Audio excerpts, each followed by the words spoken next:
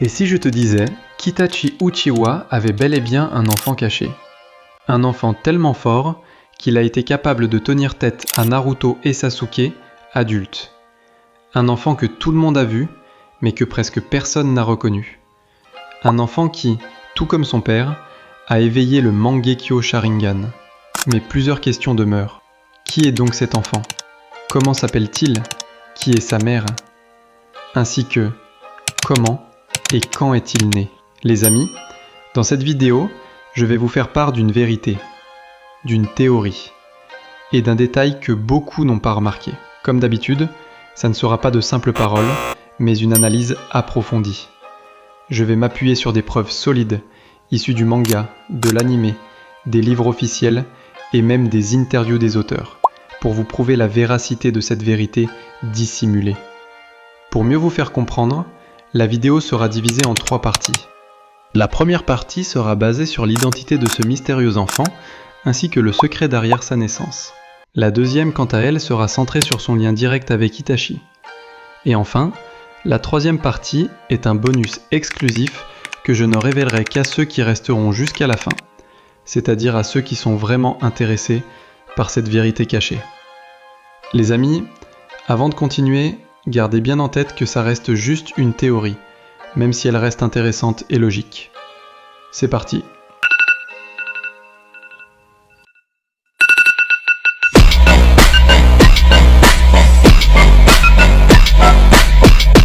Qui est le fameux fils d'Itachi Uchiwa et comment est-il né? Déjà ici, on ne parle pas d'un enfant né naturellement, d'un père et d'une mère, mais d'un enfant né d'un procédé rare et unique, c'est-à-dire un enfant né du sang, des cellules et de l'ADN de Itachi Uchiwa. Ceci n'enlevait rien au fait qu'il soit bel et bien le fils du héros de l'ombre et qu'il a bien hérité de ses gènes. Cet enfant n'est nul autre que Shin Uchiwa, un personnage apparu pour la première fois dans le roman Naruto The Seven Hokage and the Scarlet Spring. Dans ce roman, Shinsuke présente comme l'héritier légitime des Uchiwa, jusqu'au point de vouer une admiration sans limite à Itachi, qu'il considère comme un véritable modèle, voire même un dieu. Shin voulait même recréer l'Akatsuki, juste pour se sentir plus proche d'Itachi. Mais là, une question se pose forcément. Comment Shin pourrait-il être le fils d'Itachi? Pour comprendre cela, il faut d'abord connaître quand et comment Shin est né ou a été créé.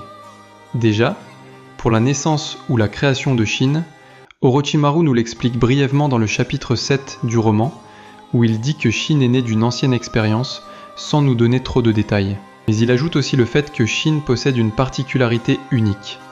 Son corps accepte sans rejet les cellules d'autres individus. C'est justement ce détail qui change tout. Je vous explique.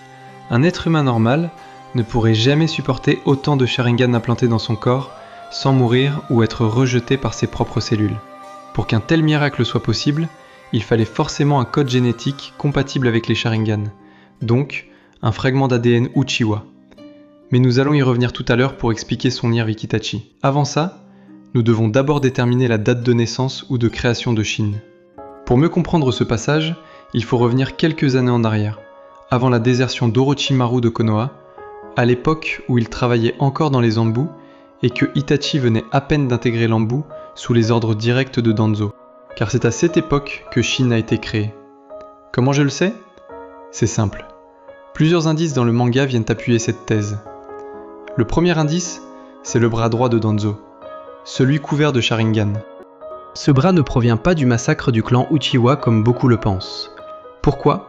Parce que ce bras est en réalité le bras droit manquant de Shin, et c'est Orochimaru lui-même qui le dit dans l'épisode 21 de Boruto. Tout laisse penser qu'Orochimaru aurait amputé le bras droit de Shin pour l'offrir à Danzo, avant que Shin ne lui échappe. C'est d'ailleurs à ce moment précis qu'il a commencé à cacher complètement son bras sous des mécanismes de scellement, preuve qu'il voulait vraiment dissimuler quelque chose, en tout cas plus qu'avant, d'autant plus que quelque temps en arrière dans les flashbacks de la vie de Kabuto, quand Danzo et Orochimaru sont venus visiter l'orphelinat, dans lequel Kabuto vivait dans le chapitre 583 de Naruto Shippuden, Danzo ne cachait presque pas son bras. Il mettait juste de simples bandages, et on pouvait même apercevoir ses doigts, qui à l'époque étaient normales, en tout cas ça n'avait rien à voir avec son bras quand il a affronté Sasuke. Maintenant qu'on a éclairci tout ça, revenons à l'essentiel. c'est-à-dire à la partie 2. Le lien parent-enfant entre Itachi et Shin.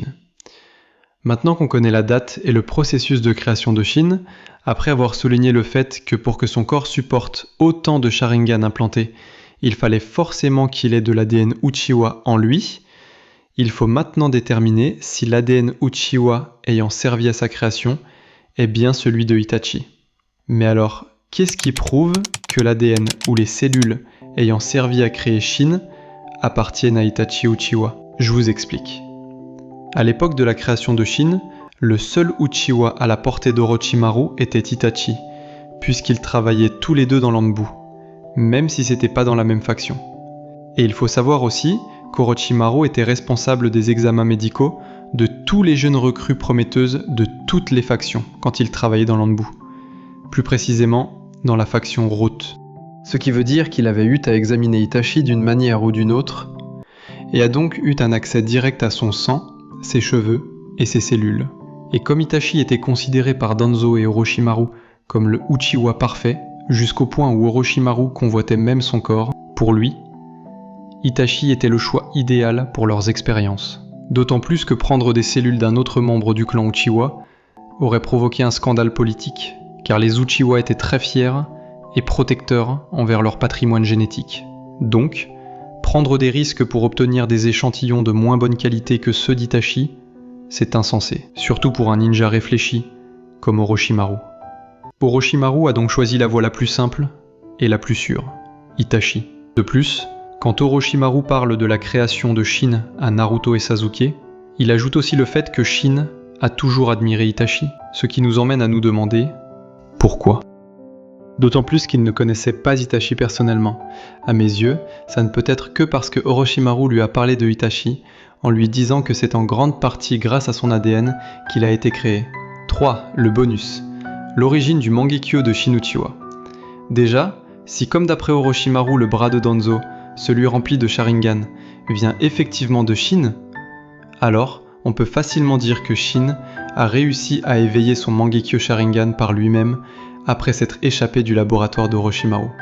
Car comme on le voit, aucun des 10 Sharingan sur le bras de Danzo est un Mangekyo Sharingan, alors que Shin peut activer et désactiver le Mangekyo Sharingan sur tous les yeux de son corps. Ce qui revient à dire qu'il a réussi à l'éveiller par ses propres moyens après qu'il se soit échappé amputé d'un bras du laboratoire de Orochimaru.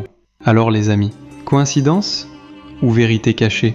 Shin Uchiwa ne serait pas en réalité le fils biologique d'Itachi, créé à partir de son sang, puis stabilisé à l'aide des cellules de Hashirama par Orochimaru, d'autant plus que cela formerait un parallèle intéressant entre celui qui a exterminé son clan, Itachi, et celui qui l'a recréé avec ses propres clones, Shin.